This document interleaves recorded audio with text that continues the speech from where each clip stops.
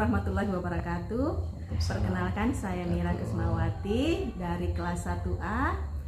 Di sini saya akan melakukan wawancara pada salah satu seorang guru yang sangat berpotensi sekali di SD ini, atau bisa dibilang kreativitas Bapak ini sudah bisa dibilang wow gitu.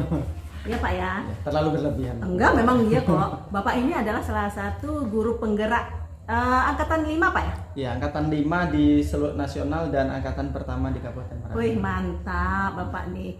Dan juga dia banyak gimana tuh kegiatan-kegiatan di luarnya. Dia pokoknya multi talent lah Bapak ini.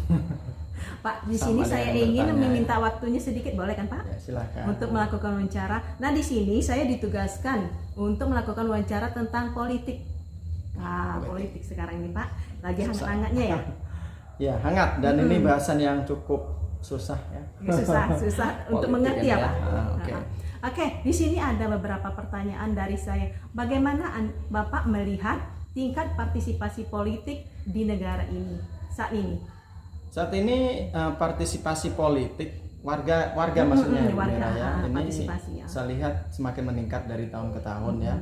Terutama mendekati masa-masa pemilihan umum atau pemilihan kepala daerah. Nah, mereka warga tuh begitu antusias ya membicarakan tentang politik, calon mereka siapa yang mereka harapkan untuk menjadi seorang pemimpin, baik pemimpin daerah, pemimpin provinsi atau pemimpin negara ini dalam arti presiden ataupun wakil rakyat, anggota dewan atau DPR. Itu menunjukkan bahwa antusiasme mereka sangat tinggi. Itu juga dibuktikan dengan ketika dia mengikuti pemilihan umum. Yang saya tahu ya, di tempat saya tuh ketika ada undangan untuk mengikuti pemilihan umum atau misalkan kayak pemilu atau pilkada gitu kan, mereka akan datang ke TPS untuk menyalurkan suara aspirasi politiknya. Itu salah satunya. Apakah tempat Bapak banyak yang mencalonkan Pak? Tidak ada. Oh, tidak ada Pak. Tapi untuk di sekitar kecamatan ini sudah mulai ada tanda-tandanya kan. Kita lihat baleho-baleho yang ada di sekitar situ kan, untuk sosialisasi, terutama untuk yang sudah banyak muncul ini adalah calon anggota dewan. Oh, calon anggota dewan. Calon anggota dewan padahal masih jauh. Ya, tapi dari sekarang dia sudah mulai gencar-gencarnya sosialisasi ya, supaya gimana tuh menarik dia. Nah, sekarang Pak, tadi kan sudah partisipasi politik ya. Apa pentingnya sih partisipasi politik itu di masyarakat? Nah, ini ya. Sangat penting sekali politik ini. Bahkan ketika masyarakat itu tidak peduli dengan politik, itu akan membahayakan suatu negara. Karena kemajuan suatu negara itu ditentukan dari keputusan politik. Ya, kebijakan itu juga berasal dari keputusan politik, dan kebijakan-kebijakan yang dibuat itu adalah awal mulanya akar masalahnya pertama kali itu adalah memang dari pemilihan umum gitu kan, atau dari proses politik itu yang berlangsung. Ketika kita salah melakukan pemilihan terhadap pemimpin, atau ketika kita tidak tepat atau kita tidak mau berpartisipasi, berarti kita membiarkan negara ini untuk menuju kemunduran. Itu kalau menurut saya ya. Jadi partisipasi politik warga ini sangat penting dan sangat penting. Jangan kita acuh tidak acuh, karena itu adalah bukti kepedulian kita terhadap negara. Iya, terima kasih. Nah, kan tadi kan sudah partisipasi politik loh Pak. Kita kan sering mendengar tuh adanya sebelum pemilihan terjadi itu pasti ada serangan fajar. Gitu. Itu gimana cara solusi untuk menanganinya tuh Pak? Itu orang bilangnya itu Bu Mira money politik ya. Politik uang itu adalah salah satu gaya politik yang tidak sehat sebetulnya. Karena mereka pun akan berhitung efeknya itu tentu sangat buruk bagi kemajuan, karena mereka yang dipikirkan bukan untuk sebagai pelayan masyarakat nantinya. Tapi kan itu kan sering terjadi. Dan itu memang nyata dan sering kita temui di dalam masyarakat. Yang nanti bisa ditanyakan juga kepada masyarakat itu, isu-isu yang berkembangnya juga seperti itu. Hal-hal itu sebetulnya itu adalah pendidikan politik yang buruk bagi masyarakat. Karena apalagi di kalangan masyarakat kita kadang-kadang berpikir ya sudahlah, lagi pula ketika jadi pemimpin juga mereka kadang-kadang nggak ingat dengan kita. Untuk apa saya yang ngasih saja yang yang saya pilih. Itu juga sebetulnya kalau kita menyalahkan 100%, kadang-kadang ya bagaimana ya, karena yang kita lihat selama ini ada beberapa yang sudah dipercaya atau memang kurang bisa memberikan kepercayaan kepada masyarakat. Itu yang mengakibatkan masyarakat tuh kadang-kadang dalam hal politik ini dia kadang-kadang mengambil jalan pintas seperti itu. Seperti itu ya Pak ya, mengasih serangan pajak. Tapi masih ada juga itu kegiatan dan masyarakat pun mau menerima. Itu yang yang susah ya Pak. Kadang ada yang kader satu dia terima, kader dua dia terima, pokoknya semua yang dikasihnya dia terima. Jadi seolah-olah dia tuh gimana itu Pak?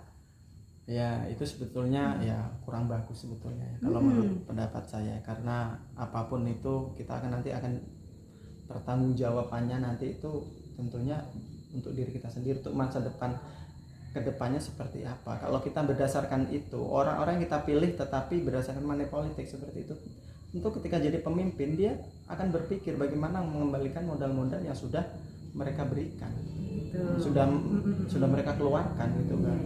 Ya makanya jangan heran ketika money politik itu berjalan di masyarakat, itu nanti pemimpin kita akan memegang amanah itu ya sangat kecil sekali gitu kemungkinannya, karena mereka juga akan berpikir untuk kepentingan dirinya sendiri atau golongannya. Itu yang kita khawatirkan. Jadi masyarakat juga harus diedukasi bahwa kita nih politik itu penting, tapi untuk hal-hal yang itu adalah politik yang jujur, seperti asas pemilu itu kan luber ya, langsung umum bebas rahasia ya. Tapi zaman sekarang yang namanya jujur itu susah dicari Pak. Ya itulah kadang-kadang ya kita tidak bisa tahu karena kita sendiri sudah melihat kenyataan yang ada kan, banyak politisi yang kena KPK, banyak kepala daerah yang kena KPK, banyak para pejabat yang terkena kasus segala macam. Itu membuktikan bahwa ada beberapa hal yang tidak berjalan semestinya sesuai dengan koridor hukum atau yang semestinya dilakukan oleh orang-orang tersebut. Nah, apakah ada faktor-faktor yang mendorong atau menghambat partisipasi politik di negara ini, Pak? Ya, menurut Bapak sendiri. Banyak sekali ya faktor pendorong itu kan, yang pasti yaitu tingkat pendidikan, kemudian tingkat kepercayaan masyarakat terhadap wakil yang sudah dipilihnya, terhadap pemerintah, terhadap pemimpinnya. Kemudian ada juga faktor media informasi, kemudian dari berita-berita viral di media sosial kadang-kadang juga bisa mempengaruhi mereka, bisa menghambat ataupun mendorong mereka untuk melakukan atau menjatuhkan sebuah pilihan. Misalkan, wah ini satu pasang calon pemimpin politik gitu misalkan kan, wah ini dia bagus ini, kemudian sering di endorse segala macam, maka itu akan juga mempengaruhi seseorang, tingkat kepercayaan seseorang itu juga kadang-kadang bisa meningkat terhadap orang tersebut. Tapi yang itu politik dalam artian yang yang tidak terlalu luas kan itu. Oke. Jadi Pak, kesimpulan kalau partisipasi politik ini menurut Bapak apa Pak? Kesimpulan yang bisa Bapak rangkum dari pertanyaan tadi. Ya intinya kita sebagai warga negara harus kita punya hak berpolitik, kita harus manfaatkan itu sebaik-baiknya untuk berkontribusi terhadap kemajuan bangsa. Itu yang paling penting, dengan melakukan politik yang sehat, politik yang sportif, politik yang jujur. Insya Allah kalau karakter itu dipegang oleh seluruh warga negara, oleh seluruh calon-calon pemimpin, calon-calon wakil rakyat, itu tentunya negara kita tentu akan maju. Tapi kalau tanpa itu, tanpa kejujuran, karena PR di negara kita ini adalah tentang kejujuran Pak ya. Susah sekali cari dan memegang amanah. Iya betul. Nah, itu kuncinya. Kalau itu tidak dipegang, maka yang ada ya mustahil kalau kita mau berharap negara kita maju lebih cepat lagi atau mengejar negara-negara lain yang lebih maju gitu tentunya. Makanya hak berpolitik warga ini juga harus dimanfaatkan dengan baik. Kemudian edukasi tentang politik, kemudian kebebasan berpendapat juga harus kita laksanakan dengan baik, tapi tetap dalam koridor-koridor, batasan-batasan, tanpa menyakiti orang lain, dalam artian tidak hoax gitu kan. Iya. Jadi hal-hal yang semacam itu yang harus kita jaga. Oke. Terima kasih Pak untuk waktunya setelah sudah melakukan wawancara dengan saya, karena ini adalah salah satu tugas dari pelajar PKN. Dan terima kasih atas waktunya Pak. Ya, sama-sama. Dan saya akhiri, wabillahi taufiq wal hidayah. Wassalamualaikum warahmatullahi wabarakatuh. Waalaikumsalam warahmatullahi wabarakatuh.